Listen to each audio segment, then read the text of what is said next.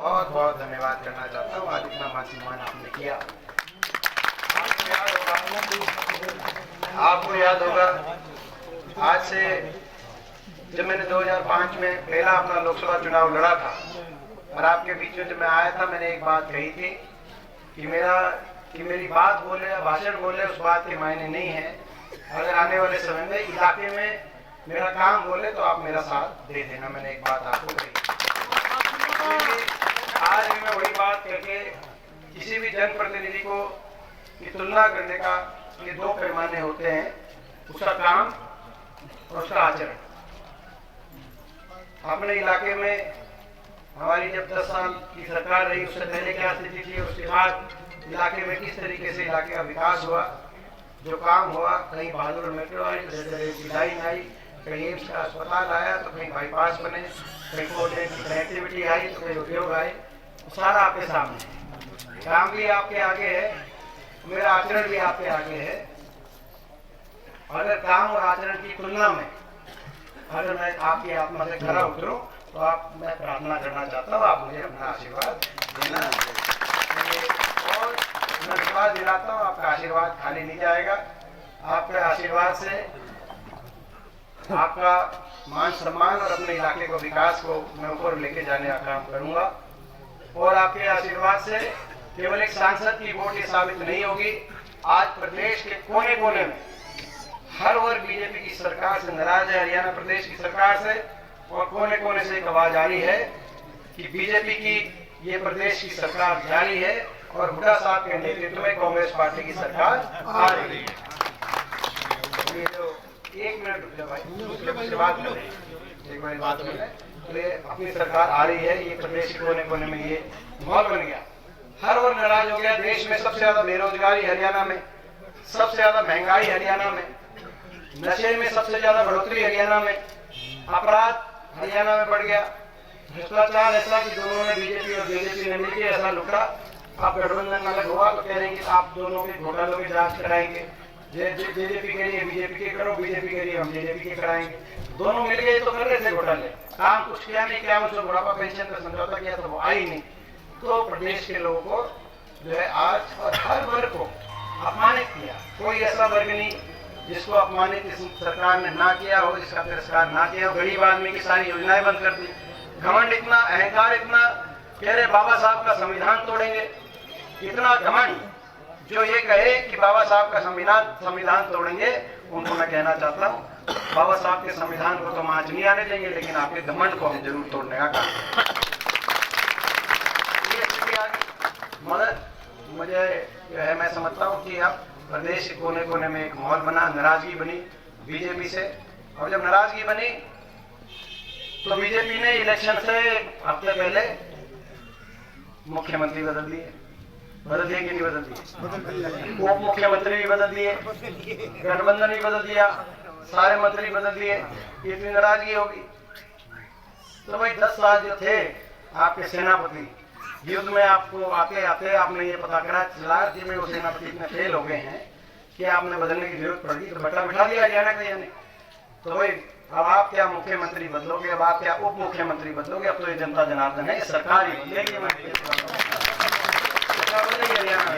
सरकार हर रोज आपने देखा होगा, हर रोज जो है कांग्रेस का परिवार बढ़ रहा है। कल भी आपने देखा होगा एक विधायक, मौजूदा विधायक सत्ता दल के, और लगातार लाइन लग के कांग्रेस पार्टी में जो है शामिल हो रहे, सांसद विधायक के शामिल हो गए थे, मौजूदा लगातार शायद शामिल हो रहे कोने कोने में। तो आपकी पूरे हरियाणा के अंदर लोग आपकी तरफ टकटकी लगाए देख रहे हैं।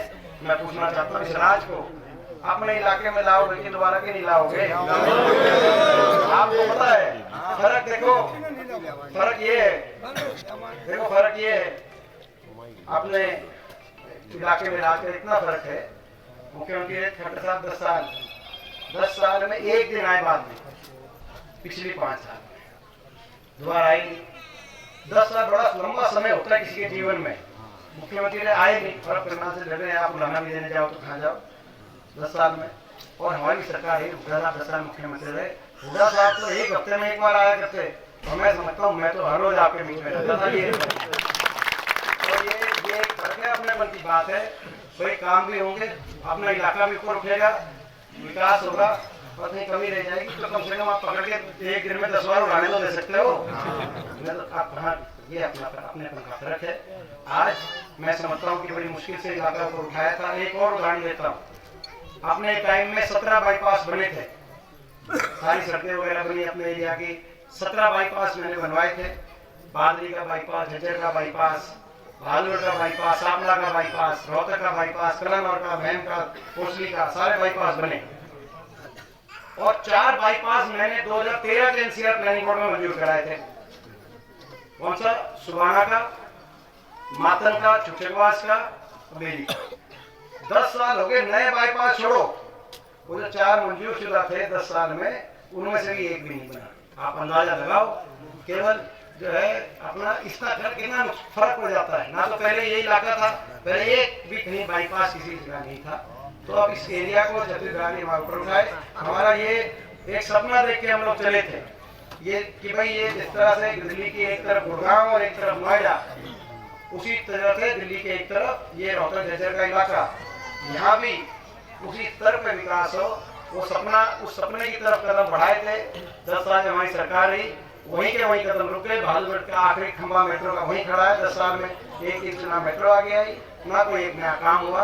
आज संकल्प लेते हैं आपके बीच में कि सरकार बनेगी और आने वाले समय में गुड़गांव और नोएडा के स्तर पे अपने झज्जर रोहतक को विकास में गुड़गांव और नोएडा से पीछे नहीं रहने देंगे। अपनी जनरेशन, नेक्स्ट जनरेशन को अपने क्षेत्र में विश्व स्तरीय अपना अच्छा उज्जवल भविष्य दे सके, हमारा संकल्प है। हमारा संकल्प है सरकार मंत्री देश में सर्वाधिक 6000 बुढ़ापा पेंशन हम दिलवाने का काम करेंगे। हमारा संकल्प है 6000 बुढ़ापा पेंशन। आप कहो अकेली आपकी न्यारी आओगी और ताई की न्यारी आओगी। बता दें कि भाई 6000 अपना 12,000 पेंशन आएगी, अगर 2 की पेंशन आएगी। हमारा संकल्प है कि हमारी सरकार बनते ही, जब हिमाचल की कांग्रेस सरकार में 300 यूनिट बिजली फ्री, जब कर्नाटक की सरकार में 300 यूनिट बिजली फ्री, जब हमारे सहयोगी दलों की सरकारों में दिल्ली पंजाब में 300 यूनिट बिजली फ्री, आज महंगाई इतनी पहाड़ टूट गया महंगाई का, तो भाई हर बिजली उपभोक्ता को आज इतने बड़े बड़े बिजली के बिल आ रहे हैं, 300 यूनिट बिजली फ्री करने का हम काम करेंगे। हमारी माताओं बहनों के लिए 500 रुपए में गैस का सिलेंडर माताओं बहनों को दिलवाने का हम काम करेंगे। जैसे हमारी सरकार में 400 में सिलेंडर आता था, इनकी सरकार में बढ़ गया, महंगाई घटाने के नाम महंगाई बढ़ा दी, लेकिन हम दोबारा से 500 रुपए में सिलेंडर दिलाने का हमारा संकल्प है। हमारा संकल्प है 2 लाख पद जो समाप्त हो गए, 2 लाख पद जो समाप्त कर दिए इन्होंने सरकारी नौकरी की हरियाणा में, पहली कदम से 2 लाख पक्की नौकरी की भर्ती, पारदर्शी भर्ती और समयबद्ध भर्ती, ताकि हमारे नौजवानों को रोजगार मिले और नौजवानों को आगे भविष्य का रास्ता दिखे। हम 2 लाख पदों की भर्ती निकालने का काम करेंगे। हमारा संकल्प है किसान को एमएसपी गारंटी दिलवाने का काम करेंगे, तो किसान 750 किसान की जान गई। और हम साथ साथ ओल्ड पेंशन स्कीम कर्मचारियों को, जिन कर्मचारियों को लाठियां चार्ज करने का काम सरकार ने किया, कर्मचारियों को ओल्ड पेंशन स्कीम दिलवाने का काम करेंगे। हमारा संकल्प है एससी के हमारे परिवारों के लिए, छत्तीसगढ़ के परिवारों के लिए 100 गज की प्लॉट की स्कीम जो हमने पहले स्टार्ट करी थी, हमारे समय में जो प्लॉट मिले थे, उस स्कीम को दोबारा से शुरू करेंगे, ताकि जिनको नहीं मिले उनको मिले, जिनको कब्जा नहीं उनको कब्जा मिले, जहाँ पे विकास नहीं हो कॉलोनी में विकास हो। और साथ में इस 10 साल में मकान भी नहीं आए। मैं पूछना चाहता हूँ अपने गाँव में कितने मकान आए 10 साल में इनसे सरकार में? कोई मकान नहीं आया। ये सब ऐसी सरकार थी कि सरकार में किसी गरीब आदमी मकान भी, किसी गरीब आदमी के अगर रहने की और किसी छत पकती है तो वही जानता है उसका दर्द क्या होता है। लेकिन एक भी मकान इस सरकार ने 10 साल में स्कीम बंद करती है हमारी इंदिरा आवास योजना की। तो इंदिरा आवास योजना की स्कीम दोबारा शुरू करके हर ऐसे परिवार को हम 3.5 लाख की आर्थिक सहायता से इंदिरा आवास योजना का मकान, 2 कमरे का मकान काम करेंगे, ताकि हमारा जो है तो ये हमारे सारे संकल्प है। लेकिन सबसे पहला संकल्प है ये लोकसभा चुनाव, इस चुनाव में ये आपका मैं आशीर्वाद मांगने आया हूँ। मैं पूछना चाहता हूँ कि आपने पिछली बार भी आपने को याद होगा जो हुआ। अब मैं आपसे पूछना चाहता हूँ इस बार भाई अपना गांव, भाई मेरा अपना गांव है, मैं बचपन से इस गांव में आता हूँ, तो पूरा न्याय करोगे कि नहीं करोगे मेरे साथ? आपने देखा होगा